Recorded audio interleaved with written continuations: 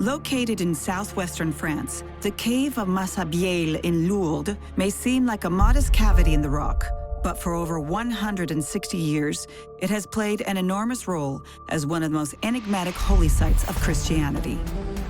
Each year, up to 4 million pilgrims trek here to touch the sacred rock where it is said that the Virgin Mary appeared. For the devoted unable to journey there, over 1,000 replicas have been constructed worldwide. The scale of the wave of pilgrims traveling to Lourdes from across the globe is unparalleled in the history of Christianity. A place of fascination and reverence, Lourdes is a font of miracles, with over 70 cures proclaimed, often involving the gravely ill or disabled. The most recently recognized miracle occurred in 2008, when Bernadette Morio, suffering from an incurable degenerative lumbar root disease, made a full recovery. I'd lost all hope because I knew I would soon be completely paralyzed. But suddenly, in an instant, the Lord healed me. He gave me, so to speak, a new life. Lourdes' miraculous healing power began with the incredible story of Bernadette Soubirous. It would become one of the most enigmatic accounts of the 19th century. In 1858, the young girl is said to have seen a mysterious young woman dressed in white here, who revealed to her this miraculous fountain. But is the young Bernadette credible? Immediately, the question arises whether Bernadette is not taking advantage of the situation. So is she a fraud? Very soon, though, the cures seem to multiply. Tuberculosis, blindness, broken bones that heal themselves. The most spectacular events confound Europe's greatest physicians in a century where science competes with faith. Cases of healing at Lourdes have been reported in both believers and non-believers, and with varying degrees of connection to water, suggesting there may be some underlying factor at play. There are some very, very famous and extraordinary cures that really begin to puzzle the skeptics. So how can we explain the inexplicable? Experts have tried to unravel the mystery of Lourdes by exploring possibilities such as hypnosis, hysteria, and crowd psychology. The faithful have also rallied to investigate the cures. No other religion has such an office, aimed at certifying only the absolutely incontestable cures. People are free to believe it or not, but I insist that the cases I have followed are like reinforced concrete. This is the story of an enigma that has endured for over 160 years and proves as never before the power of faith. Lourdes.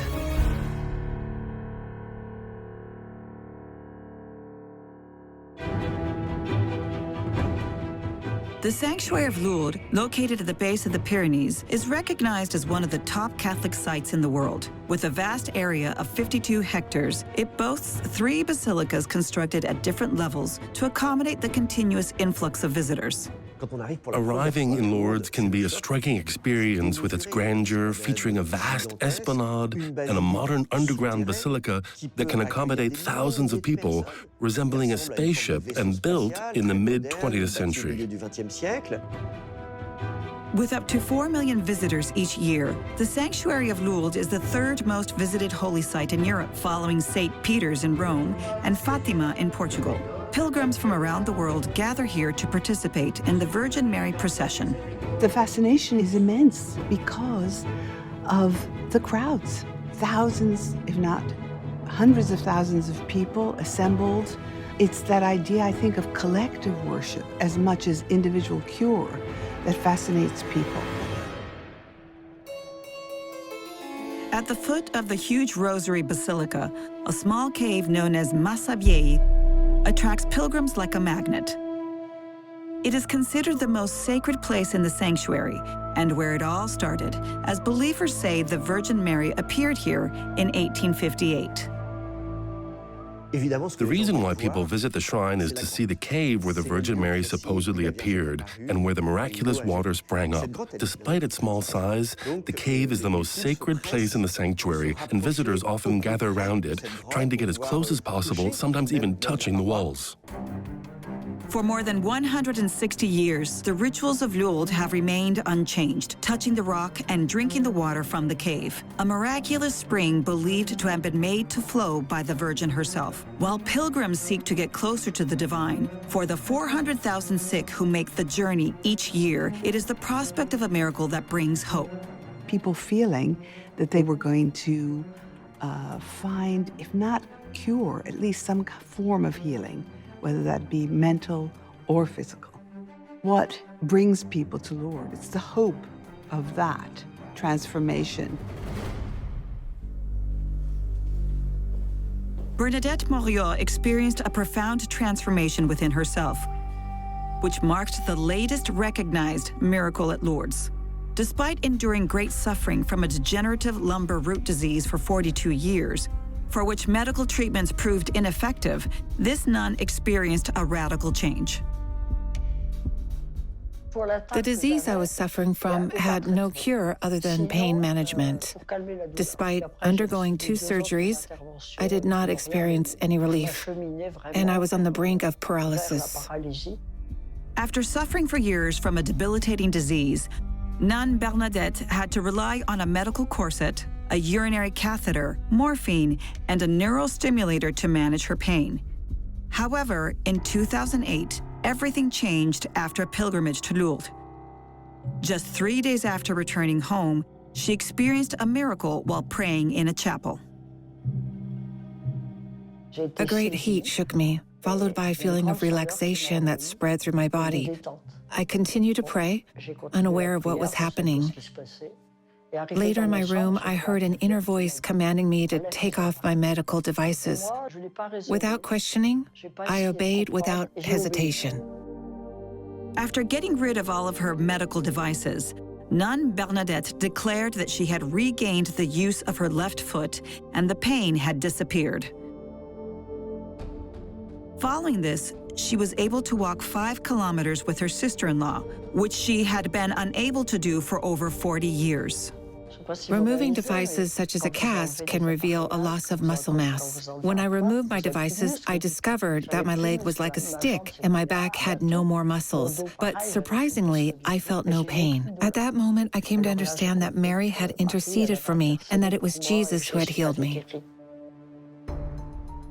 There is no scientific or medical explanation for Bernadette Mouriot's case, or for many other remarkable cures that have been recognized in Lourdes over the past 160 years. These include cases of tuberculosis, paraplegia, tumors, multiple sclerosis, and others. While 70 miracles have been officially recognized, many more have been reported. There's only a few cures that have been medically confirmed, and yet there are again hundreds of people, thousands of people perhaps alive today who will tell you that they were cured at Lourdes. The magnitude of the phenomenon became apparent to us as we gazed upon the walls of the Basilica of the Rosary, which were adorned with thousands upon thousands of inscriptions expressing gratitude for countless healings. However, among this vast number, only 70 miracles have been officially recognized. The Church is cautious in acknowledging a large number of healings at Lourdes, as it could provide ammunition to those who oppose it and claim it as a fraud. Therefore, the Church has established a complex system of stages, obstacles, and safeguards to limit the number of officially recognized cases to those that can withstand scrutiny and criticism. What are the obstacles and how does the Church differentiate true healing from deception? And how is the miracle produced? Lourdes is unique in the world as it has been attempting to prove the miracle by science for over 160 years.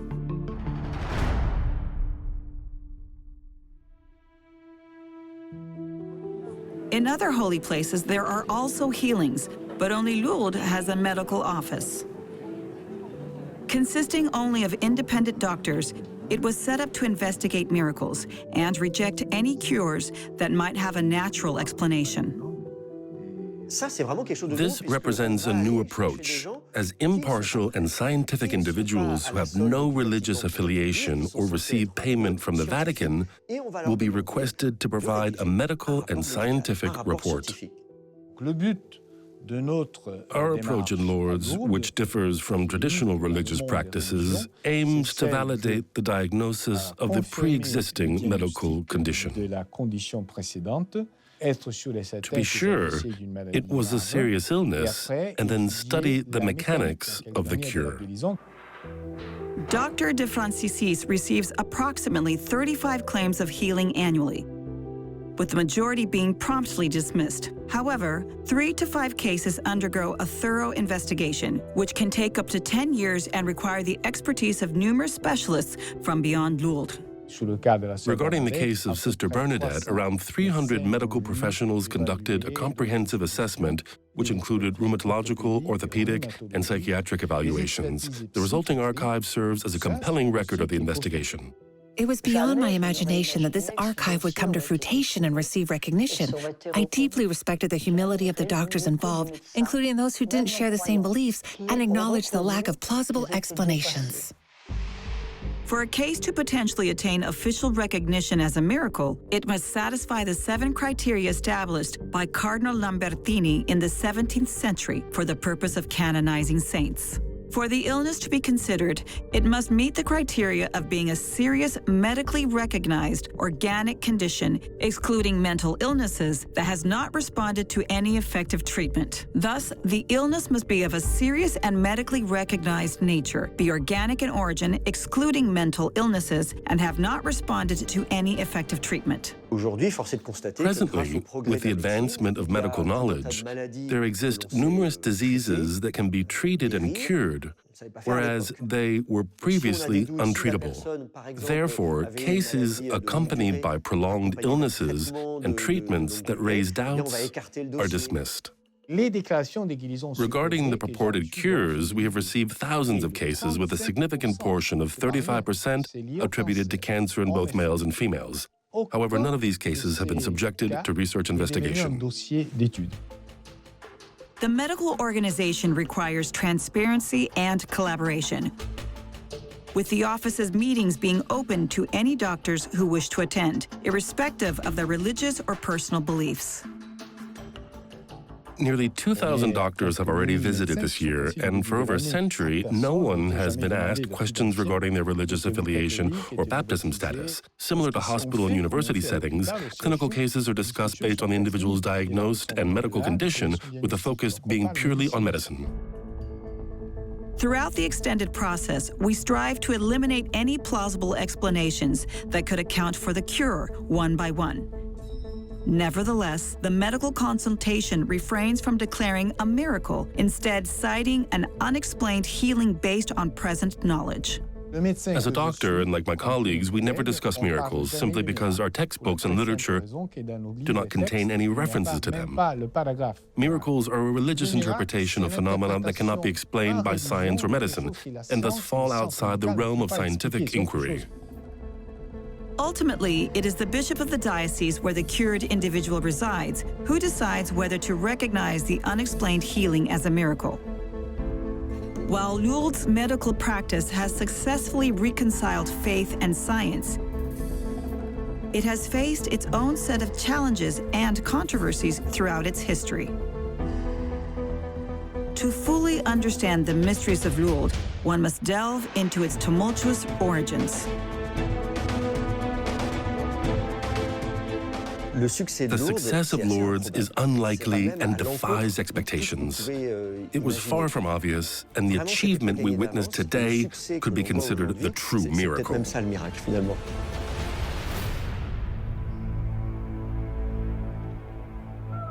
In 1858, when the story of Lourdes' miracle started, the surroundings of the Massabielle grotto were significantly different from what they are today. There's nothing to do with the Lourdes of Bernadette. The grotto was different. It had no paving. It was much wilder. The cave was situated beneath the town, far from the bustling uptown and its activity. The place had a rather negative reputation. Lourdes was a small Pyrenean town with a population of 4,000 during the mid-19th century. Bernadette Soubirous, who was 14 years old at the time, belonged to one of the poorest families in the town. The Soubirous family were rag pickers. During the period of the apparitions, the Soubirous family wandered around Lourdes, picking up wood and bones, which were used to make buttons and combs to earn some money.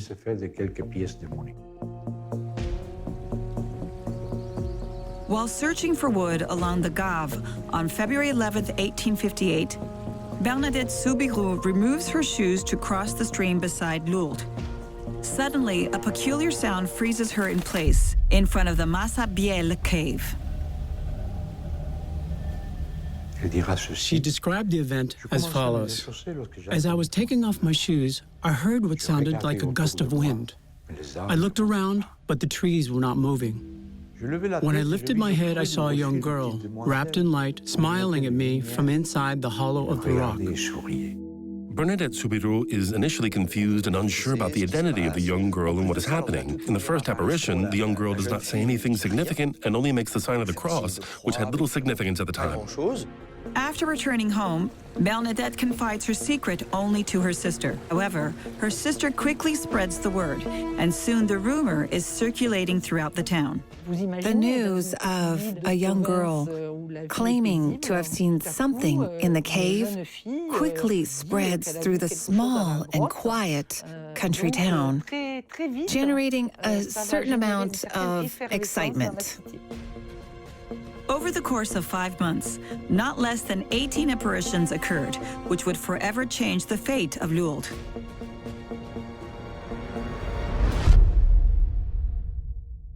Bernadette is soon accompanied by more and more people on her visits to the cave, but they do not witness anything. The assembled don't see the Virgin.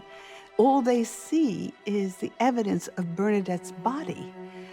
And Bernadette's countenance. And it's there that the great debate about what is going on focuses on her. She has certain, quote, tests. She's holding a candle and she puts her hand through the flame and it doesn't burn.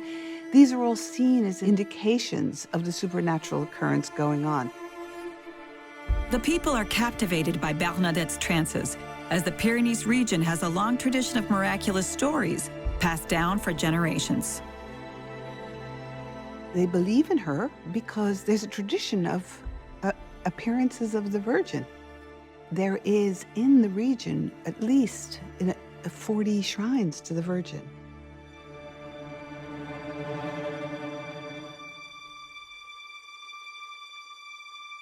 The identity of the apparition remains elusive, as Bernadette refrains from giving a name. Bernadette will always remain extremely cautious. From the start, Bernadette is certain of one thing: the vision comes from heaven. However, when it comes to the identity of the apparition, she uses vague language like a little girl or a lady. And even in one local dialect, she only says acaro, which can be interpreted as either that or that one. The description of acaro is quite unusual. Bernadette describes seeing a young girl dressed in white, with a blue belt and yellow roses on her feet, estimating her age to be no more than 12 years old and describing her as very pretty. The image of the apparition does not match the traditional depiction of the Virgin Mary, who's usually portrayed in splendor as the Queen of Heaven, with an aura and sometimes wearing a crown of 12 stars while holding the baby Jesus. Bernadette's apparition diverges from the conventional image of the Virgin and instead appears to originate from the realm of Pyrenean folklore, which abounds with fairy tales and legends of giants. And she's very struck by its diminutive size. And she keeps on calling it that thing because there is both a magical and a supernatural effect. In this part of the Pyrenees, as in many parts of France, these caves are associated with fairies. The 25th of February approaches, a crucial date that marks the beginning of the renowned Lourdes water, which is deemed miraculous ever since. Although the identity of the apparition is still unknown, she supposedly uttered the now famous words, "Go, drink at the spring and wash yourself there." However, there's no water to be found in the cave. As Bernadette reaches the cave's end, she notices the wet floor and begins to scratch it, revealing muddy water. She then proceeds to apply the mud to her face, leaving the witnesses perplexed and commenting, "What is she doing? That girl is crazy." It is unclear why the Virgin instructs Bernadette to drink from the muddy water. When asked by others, Bernadette admits that she doesn't know and simply follows the Virgin's request. It is also worth noting that the Virgin does not explicitly link drinking the water to experiencing miraculous healing. After seeing Bernadette's actions, some people started to copy her, while others were disappointed.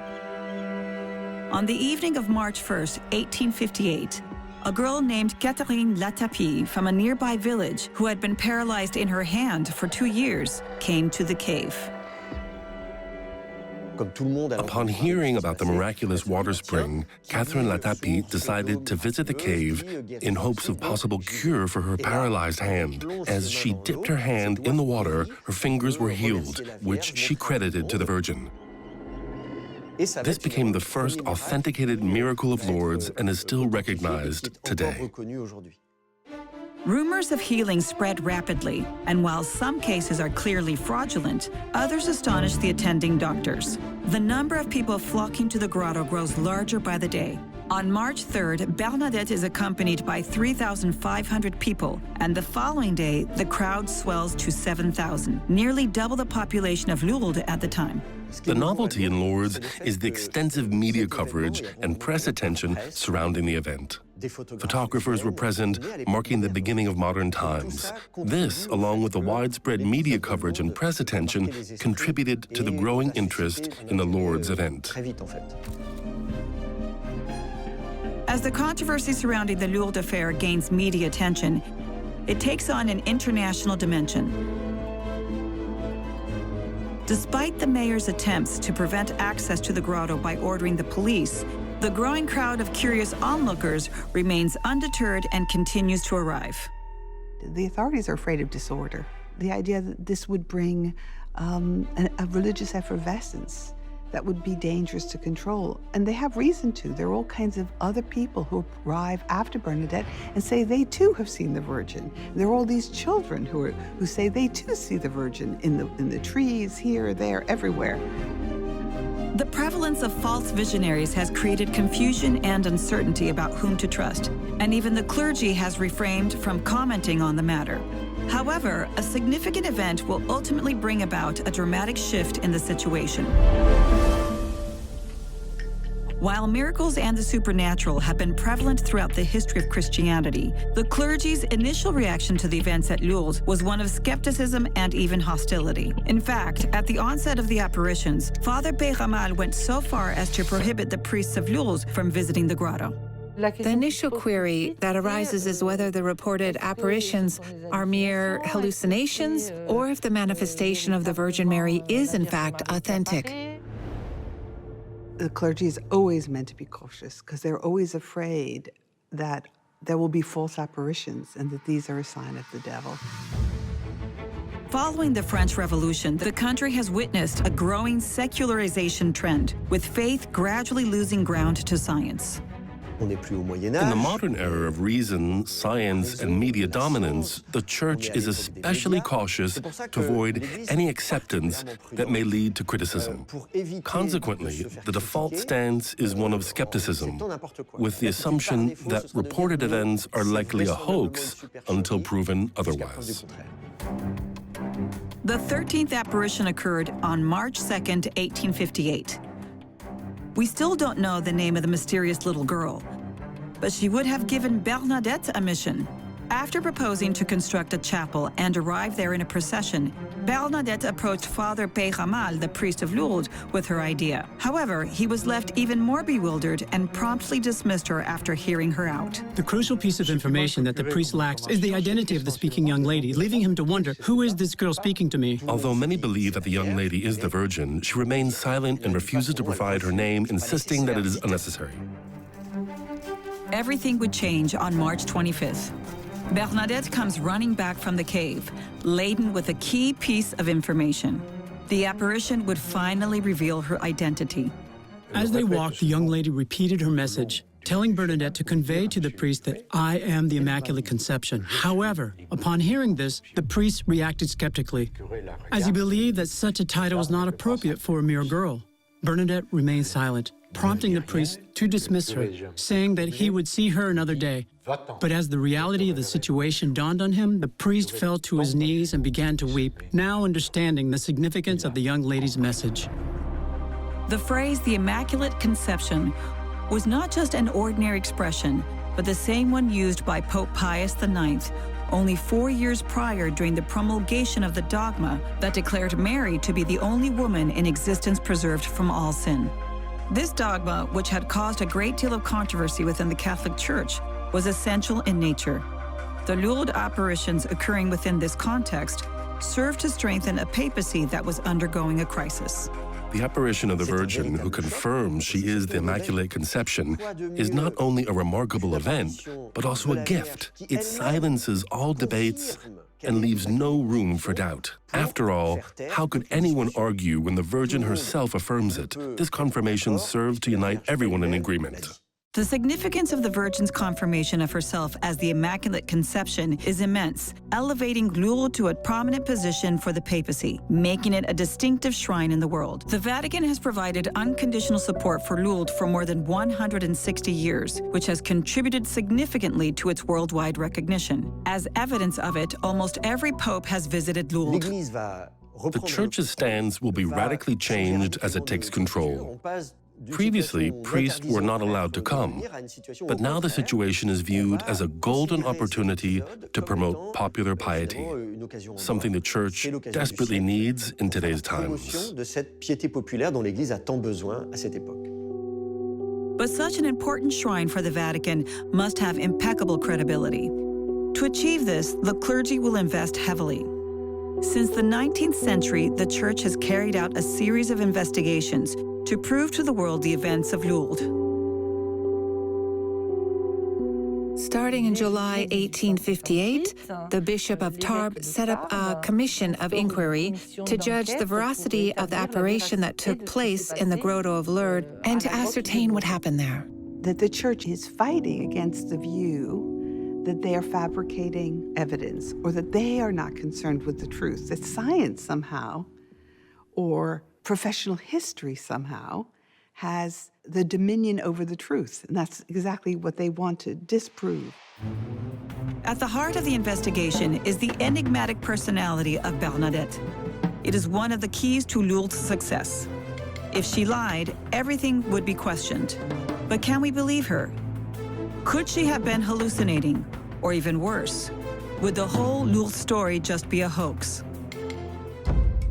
Since goods and money are deposited in the cave, the question immediately arises whether Bernadette is taking advantage of the situation for the benefit of her family to make money somehow. Could it be a fraud? The entire fate of the Lourdes shrine now rests on the young teenage girl. In the history of Christianity, many have claimed to have seen the Virgin. There are at least 2,000 apparitions of Mary, but only 8 have been authenticated by the Vatican. Most of the time, the visionaries were not considered reliable enough. At first glance, Bernadette Soubirou's profile also seems particularly suspicious. Her family lives in squalor, in a single dark and unsanitary room located in the town's former prison. She is the ultimate dispossessed of the town. She is the eldest daughter of a family on the way down the social scale. Her father is widely condemned as a drunkard. Her mother, Louise, is seen as somebody who drinks perhaps a bit. In the beginning, the Soubirous family was not poor and miserable. They went bankrupt, which is not the same thing. It gets even more serious in a way. When we see someone who has gone bankrupt, we always think that it's the person's fault. In Bernadette's case, people thought the cause of the bankruptcy was addiction, and the police think she is capable of anything to make some money. Policeman Giacomet is sent to keep a close eye on her. He even summons Bernadette 4 times to question her at the police station. He tries to confuse her. If there's an attempt of imposture, she is bound to leave evidence. Under pressure, she contradicts herself.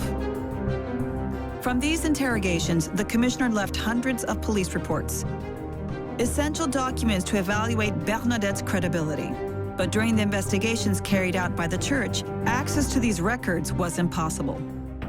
Commissioner Giacomi, like some protagonists of the so-called Lourdes dossier, or Lourdes case, left with his files.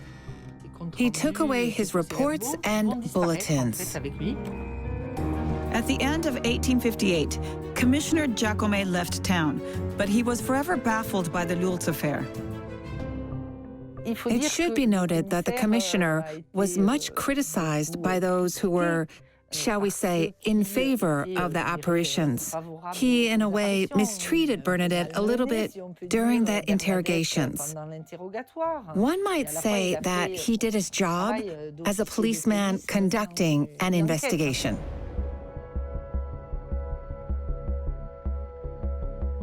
In 1954, the precious documents were discovered in the shrine archives, almost by accident, by the commissioner's grandson. A century after the events, we discovered a meticulous investigation.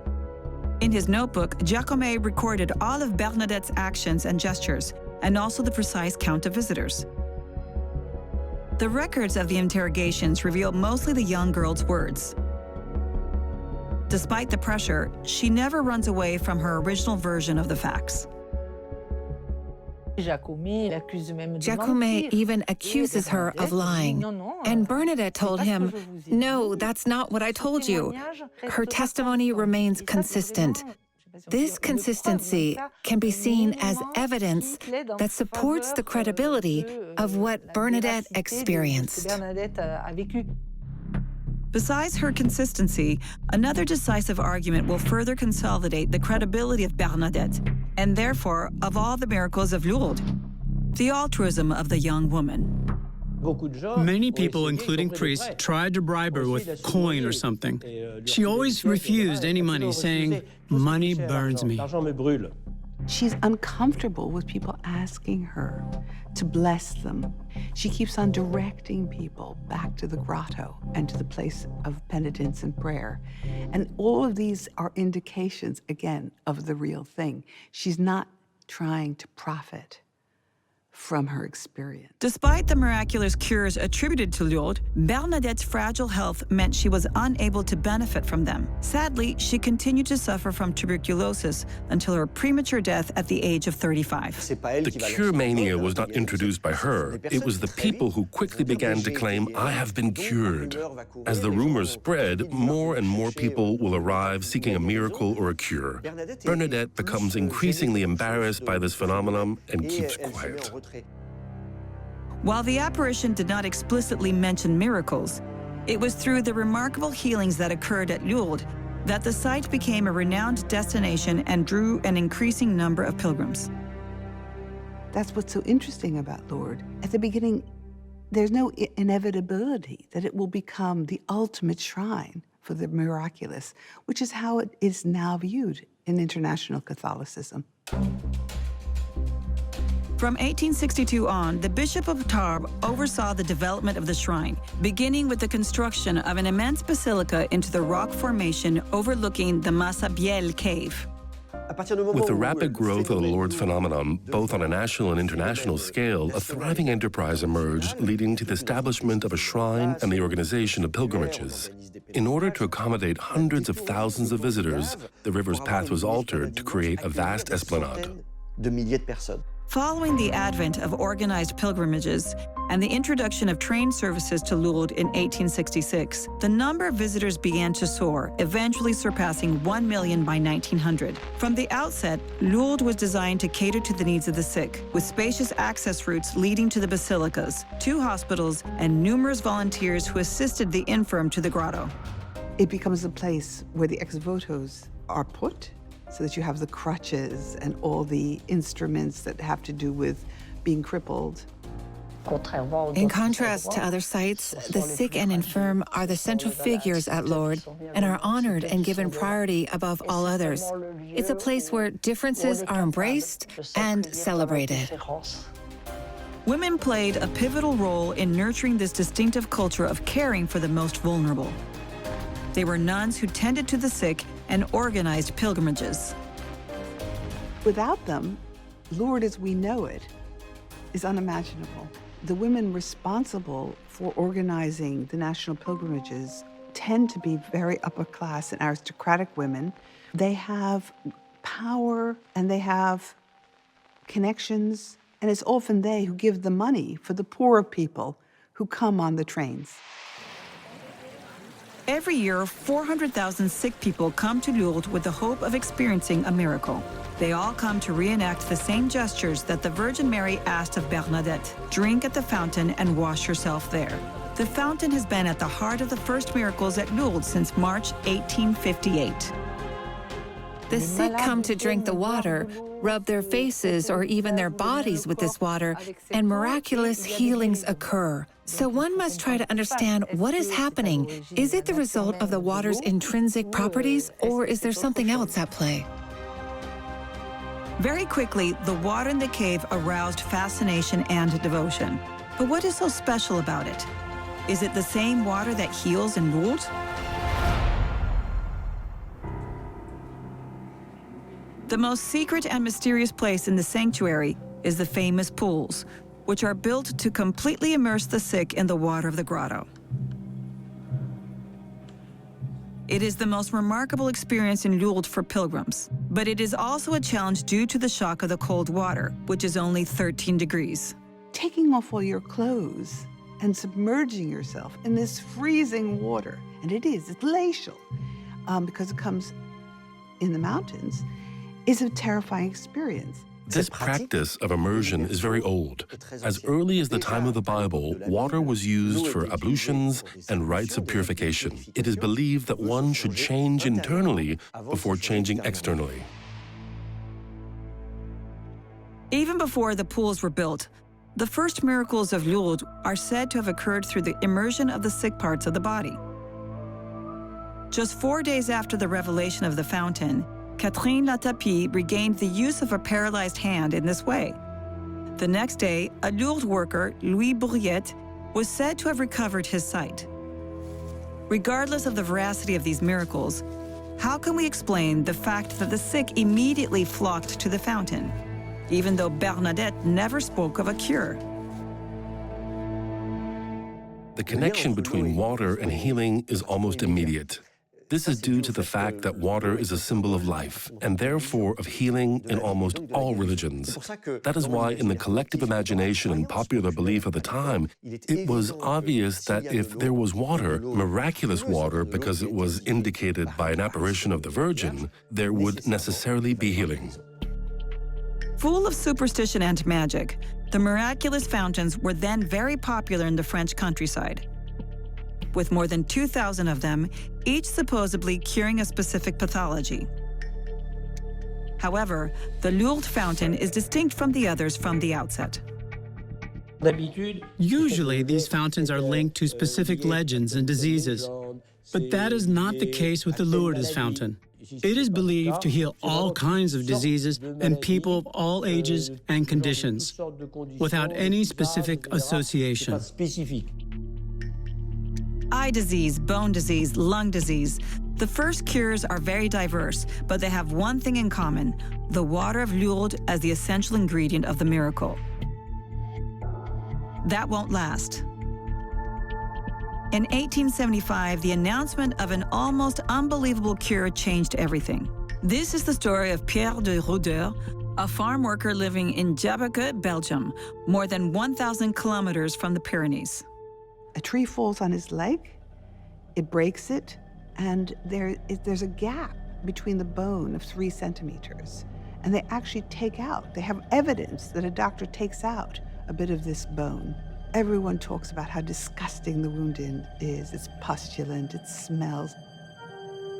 However, in 1875, a miracle seemed to have happened. While doctors saw no other option but amputation, Pierre de Roudet proclaimed himself healed by Our Lady of Lourdes. The open infected fracture supposedly healed instantly.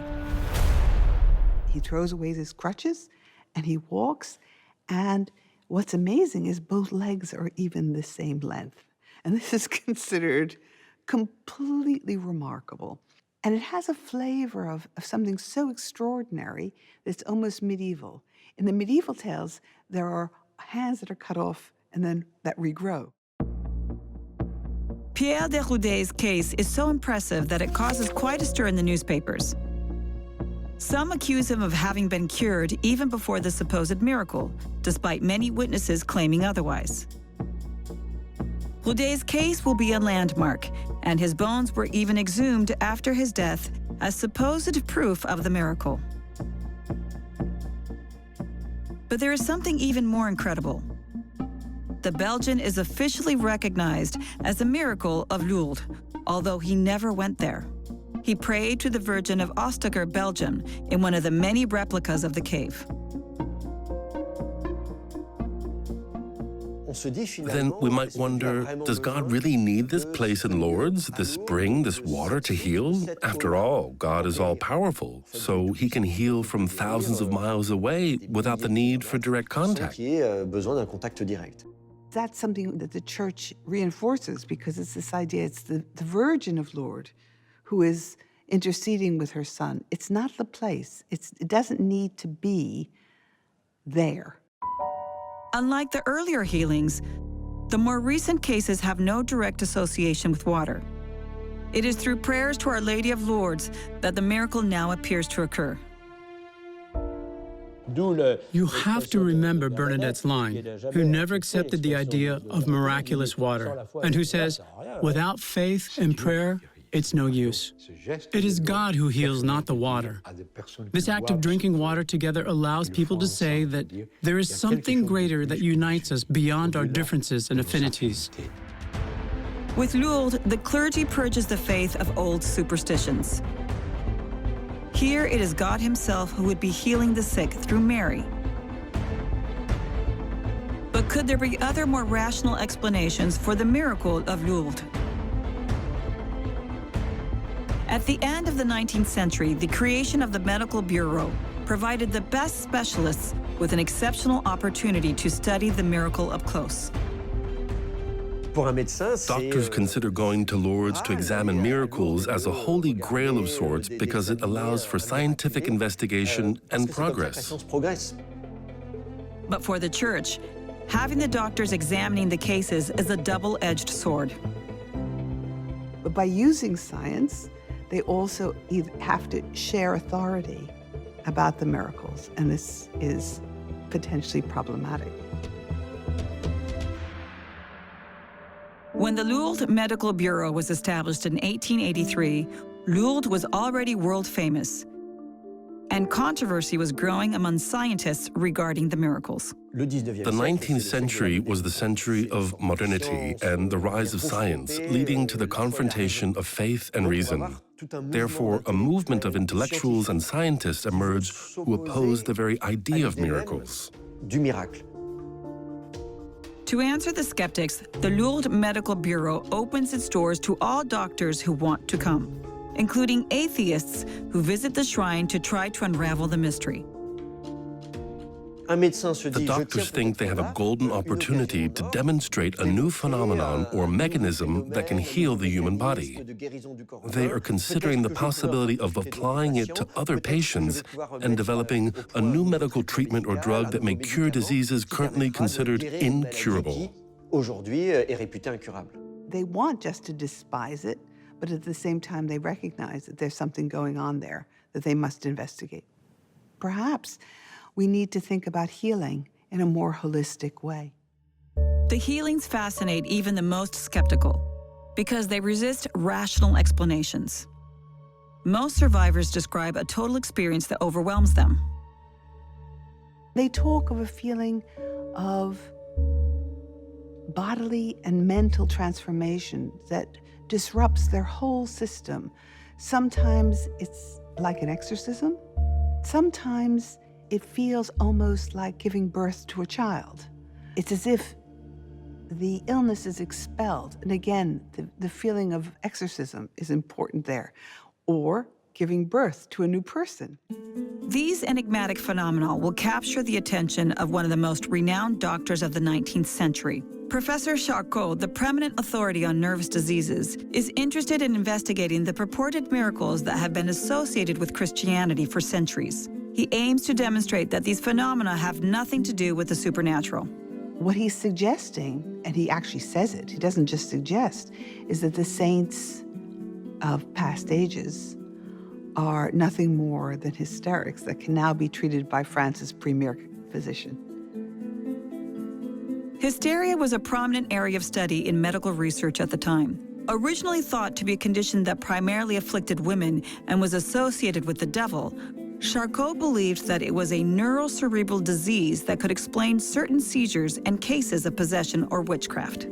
The association with Lourdes was completely established due to the fact that 80% of the reported miracles involved women. This proportion was not surprising, as the majority of pilgrimages to Lourdes were made by women. However, at that time, the preponderance of female healings drew significant attention.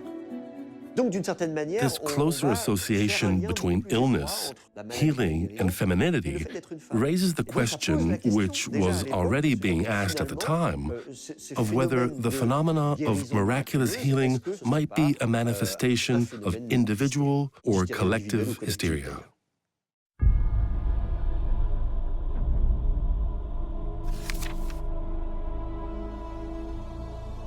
Charcot believed that the symptoms of hysteria were varied and poorly understood. He demonstrated that some could be cured with hypnosis. And he posited that the same process was occurring in Lourdes, where the intense atmosphere of faith and incantations led to a state of torpor akin to hypnosis and autosuggestion, resulting in supposed miracles among hysterical individuals. Well, what's interesting is that anybody who is susceptible to hypnotic suggestibility, and he would say this was a form of hypnosis, a form of losing your will, was hysterical. So in that sense then, these Catholics, especially these Catholic women, were all hysterics. And so that medicalization of faith, that was hurtful for those who were believing Catholics. The controversy surrounding Lourdes intensified as supporters and detractors clashed. In 1895, Émile Zola further stoked the debate by dedicating a best-selling novel to Lourdes. Despite experiencing miracles himself, Zola attributed everything to self-suggestion, adopting a misogynistic perspective. It's feminized, more gullible, quote unquote, because girls were considered to be more suggestible. And there's even a suggestion there that it's about having to repress erotic sexual urges. All of this is part of the anti-clerical critique.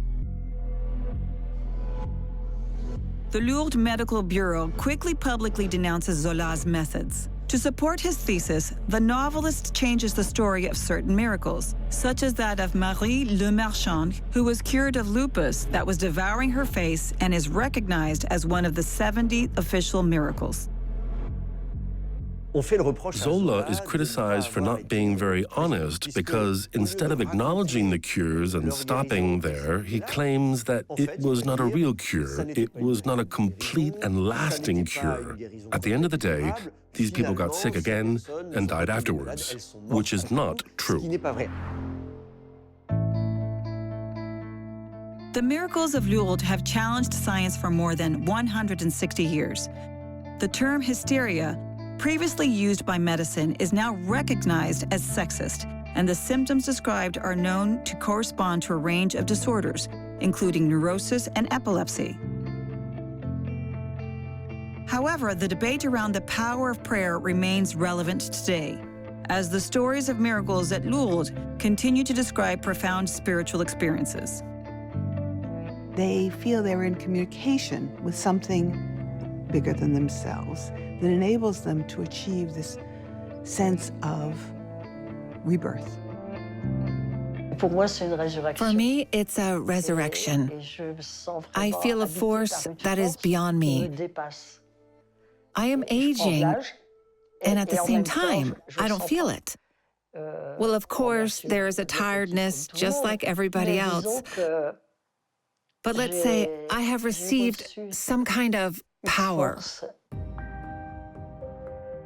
While some believers attribute the miracles of Lourdes to the hand of God, others are intrigued by the power of the mind over the body, a field of research that is only beginning to be explored, particularly with regard to psychosomatic illnesses.